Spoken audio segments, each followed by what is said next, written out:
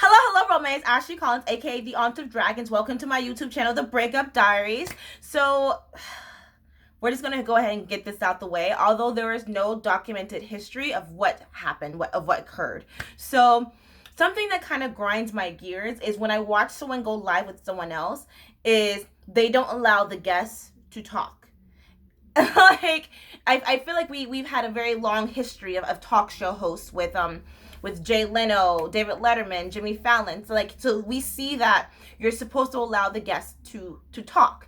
And I've been watching lives, and like the person who's hosting is just rambling on and on and on, and the guest is just like, I'm just here to listen to you. But it's like, what was the point of even inviting them as a guest then? What's the point of you talking over them? You might as well have just not invited them in the first place and just titled this is the subject I'm going to ramble on right now.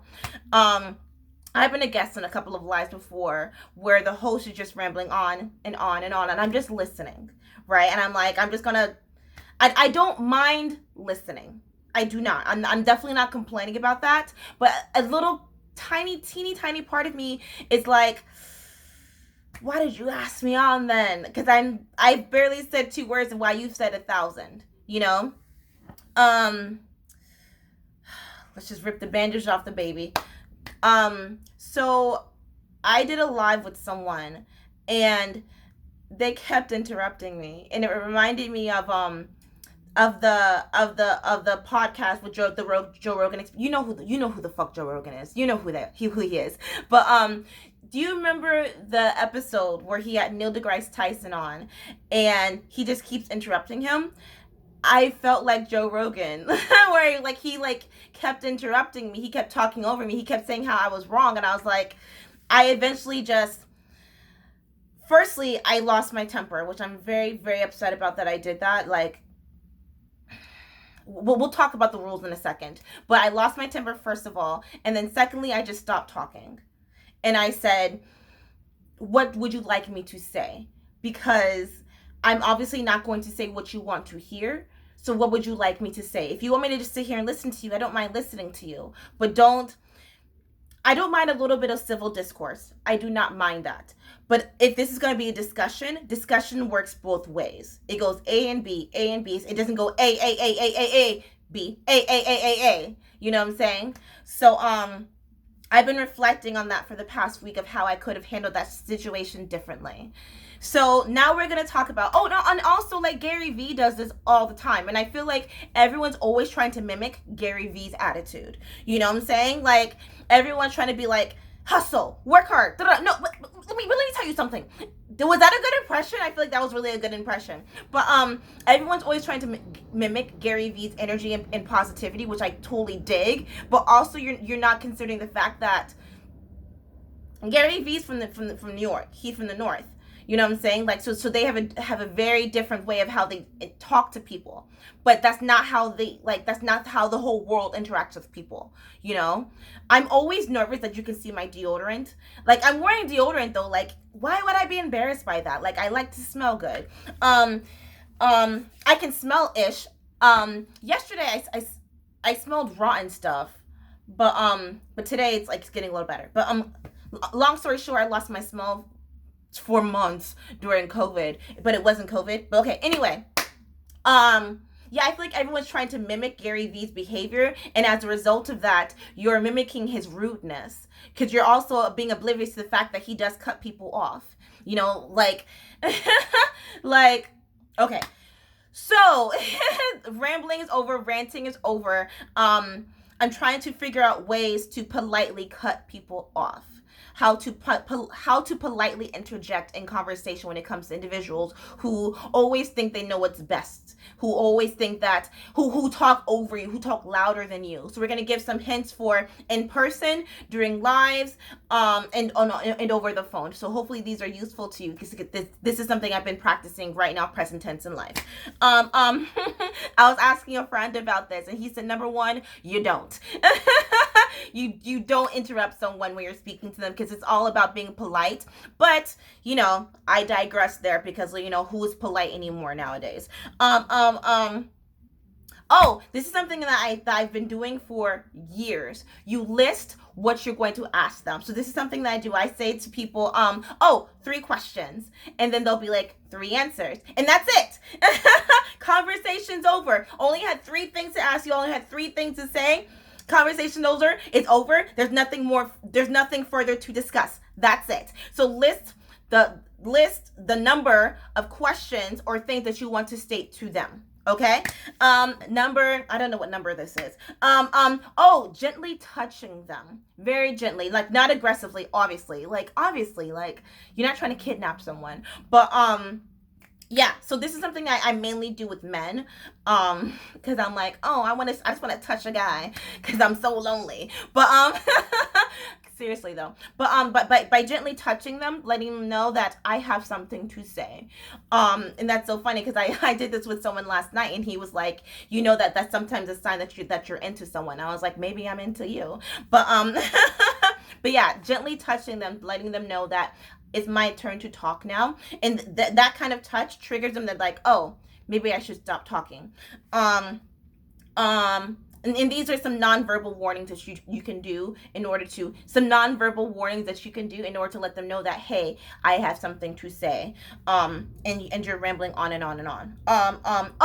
The fish. The fish is something, oh my honest here, I gotta go to work. The fish is something where, I'm just gonna show you. That's showing them that I have something to say, but you interrupted me, and I have to pause, and it tells them in their mind that it's their turn to pause. Does that make sense? So you start forming the word in your mind, and you show it non-verbally with your face by doing, okay? It sounds ridiculous, but it does work. Like I said, I've been practicing this in my everyday life, in my real life. Holding up your hand. It's kind of like when you're in school, holding up your hand, letting them know like, hey, I have something to say. Sometimes it does, and for some reason, it does annoy people a little bit for some reason. But like, I do this, like, I've been doing this for years. But also be aware of how you're holding your hand. Holding your hand like this, it's very cold. This is something that I learned while I was working at Disney. You don't want to hold your hand up like this. You want to hold it, and also you don't want to have the pointer finger. Either have 2 hands up gently, not aggressively, two fingers up gently, or you want to have your palm up, open palm. Okay? It's called the Disney point. I shouldn't be giving away Disney secrets. What are you gonna do? Sue me? What are you gonna do? Hire me and then sue me? Okay. Wait for them to pause or take a breath. And also another thing that you can do is call them out. Politely call them out. Say, hey, I have something to say. Or say that, hey, well, I'm not done talking yet. Or I'm not done with my sentence. Can I finish my sentence first? Another thing that you can do is, like I was saying, don't match their energy. If they're trying to be aggressive, like you're debating them on the Fox News channel, or they're trying to, like, don't match their energy, don't match their rage. Like I've said, I've lost my temper a couple of times, and I regret it a lot, because I should not have done that, because that means that they won,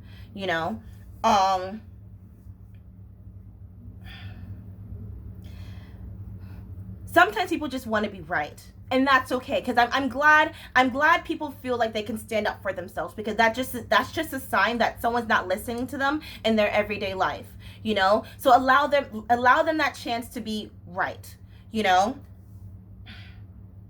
allow them that chance to just, but sometimes what you think is right is not true. What you think is right is just what you've been told. What you think is right is just it's just your opinion. So it's okay if someone says to you that, no, what you're thinking is not correct.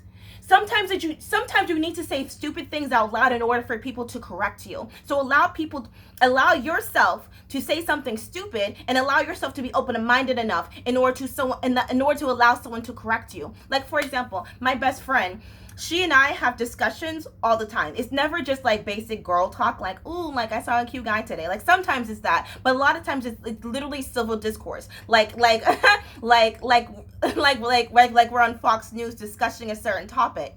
But we allow each other that space to learn from each other. And I feel like that's how discussion should be, you know? God, okay, I gotta wrap this up because I gotta go to work. Sometimes I feel like when you're talking to someone, they think that what you think is less important than what I have to say. Then what's the point of you talking to me in the first place then? I'm just gonna read this. We don't know how to generate love with our discussions and our conversations.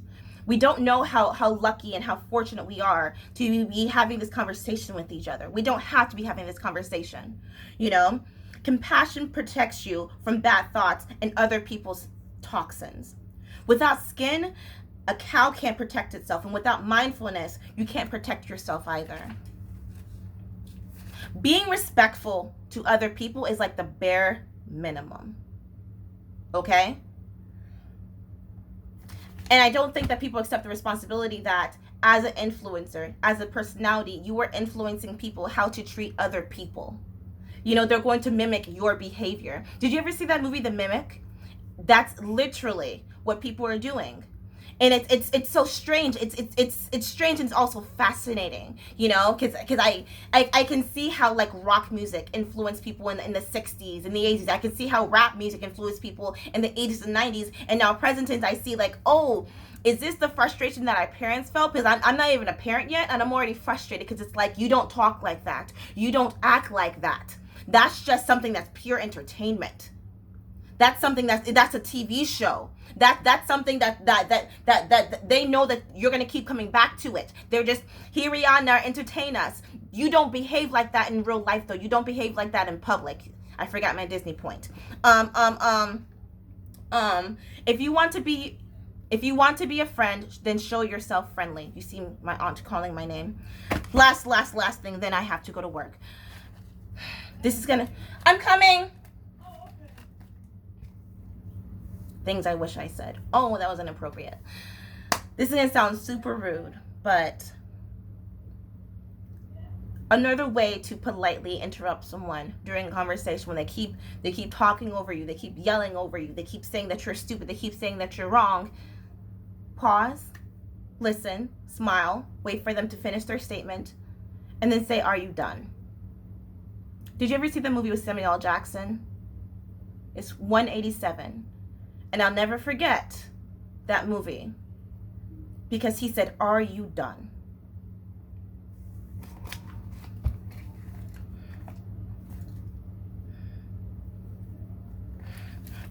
I really feel like I shouldn't be a guest on people's shows anymore because I know that a lot of things that I say contradict other people's thoughts.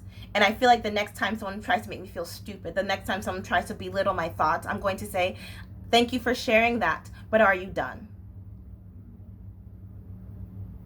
That's it. I hope some of these hints were helpful to you. Yeah, if you have any more specific questions, that's so funny. The other day at work, one of my coworkers said, "Since you're so nice and polite, how do you tell someone that their card declined?" And I was able to help them. And I think that there's a way to politely have civil discourse with another human being without being disrespectful. You know what I'm saying? You dig? Okay. Wish me luck on this weekend at work. Wish me that I make $1 million. Bye.